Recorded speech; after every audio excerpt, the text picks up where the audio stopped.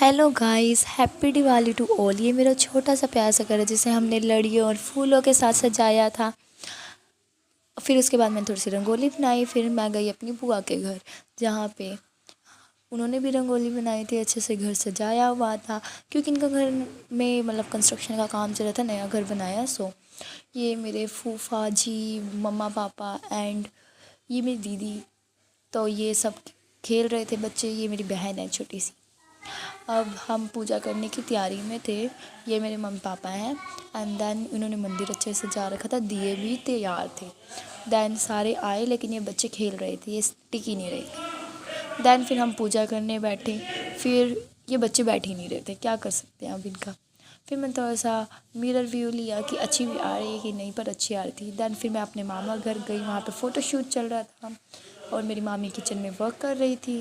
Then मेरे पापा मेरी सिस्टर्स के साथ पटाखे फुटवा रहे थे।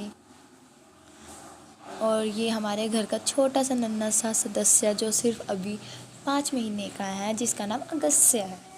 देन इसके साथ मैंने थोड़ी सी वीडियोस बनाई। देन इसको हम खिला रहे थे जब तक मेरे पापा एंड मामा वो लेने गए थे पटाखे।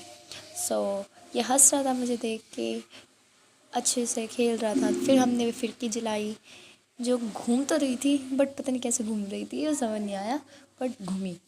देन फिर ये रुकी नहीं रही थी, फिर बाद में जाके रुकी। तो फिर ये फुलझड़ी जला रही थी मेरी सिस्टर्स एंड देन फिर इसके बाद फिर मैंने इसके बाद अनार जलाया जो जल तो गया, ठीक है, अच्छा लग रहा था तो मैंने वीडियो बना ली। पर मेरी अनार पहले बुझ गया लेकिन मेरी फुलझड़ी अब तक नहीं बुझी, क्या कर सकते हैं। चलो फिर उसके बाद मैं अपने घर आई, जिससे मैं बहुत थक चुकी थी। तो मैं आपसे कपड़े चेंज करने के बाद बात करते हैं। चलो गाइस, मैं बहुत थक चुकी हूँ, मेरे अंदर बिल्कुल भी हिम्मत नहीं है अब, बहुत ज़्यादा मैं थक चुकी हूँ। अब मैं आपसे नेक्स्ट मिनी व्लॉग में मिलूँगी। सो बाय।